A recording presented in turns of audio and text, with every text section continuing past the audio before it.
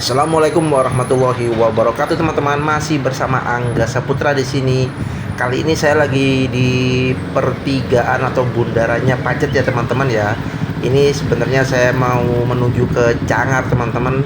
Ternyata pintu masuk yang mengarah ke Cangar masih ditutup ya, teman-teman ya.